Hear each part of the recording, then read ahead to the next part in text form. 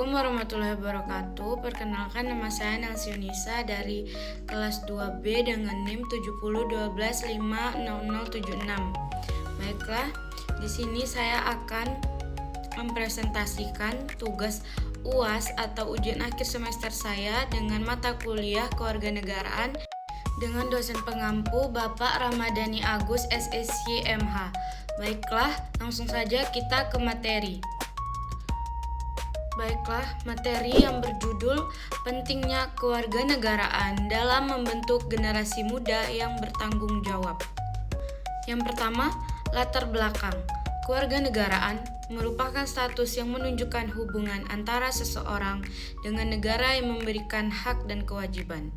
Pemahaman tentang kewarganegaraan penting untuk menumbuhkan rasa cinta tanah air, kesadaran hukum, serta tanggung jawab sebagai warga negara.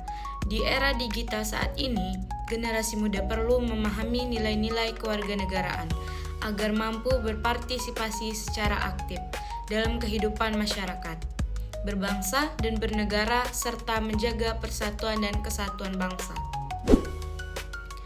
Yang pertama, pengertian kewarganegaraan. Apa itu pengertian kewarganegaraan? Kewarganegaraan adalah status seseorang sebagai anggota suatu negara yang memiliki hak dan kewajiban yang diatur oleh hukum. Menurut saya, kewarganegaraan bukan hanya status administratif, tetapi juga bentuk tanggung jawab seseorang terhadap bangsa dan negaranya. Yang kedua, mengapa kewarganegaraan penting?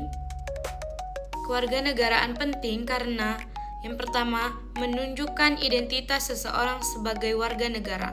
Yang kedua, memberikan perlindungan hukum. Dan yang ketiga, menjamin hak-hak warga negara. Yang keempat, ada menumbuhkan rasa cinta tanah air, mendorong partisipasi dalam pembangunan bangsa. Yang ketiga, hak dan kewajiban warga negara. Hak warga negara, yang pertama mendapat pendidikan, yang kedua mendapat perlindungan hukum, dan yang ketiga menyampaikan pendapat, dan yang terakhir mendapat pekerjaan yang layak. Nah, kewajiban warga negara mentaati hukum, membayar pajak, menghormati hak orang lain, dan menjaga persatuan bangsa. Hak dan kewajiban harus berjalan seimbang agar kehidupan bernegara menjadi tertib. Yang keempat, kewarganegaraan di era digital. Saat ini, perkembangan teknologi membuat masyarakat lebih mudah memperoleh informasi. Sebagai warga negara yang baik, kita harus yang pertama, bijak menggunakan sosial media. Yang kedua, tidak menyebarkan hoax. Yang ketiga, menghormati perbedaan pendapat. Dan yang terakhir, menggunakan teknologi untuk hal yang bermanfaat. Yang kelima, tantangan generasi muda. Beberapa tantangan yang dihadapi generasi muda saat ini itu, yang pertama, penyebaran berita palsu. Yang kedua, menurunnya rasa nasionalisme. Dan yang ketiga, pengaruh budaya asing yang berlebihan. Dan yang keempat, kurangnya kesadaran hukum. Karena itu, pendidikan kewarganegaraan sangat penting untuk membentuk karakter generasi muda. Yang keenam, peran mahasiswa sebagai warga negara. Sebagai mahasiswa, kita dapat berperan dengan cara: yang pertama, belajar dengan sungguh-sungguh. Yang kedua, menjaga nama baik kampus. Dan yang ketiga, menghargai keberagaman. Nah, yang keempat, berpartisipasi dalam kegiatan sosial.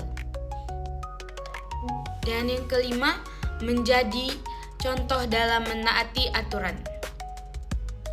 Mahasiswa merupakan agen perubahan yang dapat memberikan kontribusi positif bagi masyarakat. 7.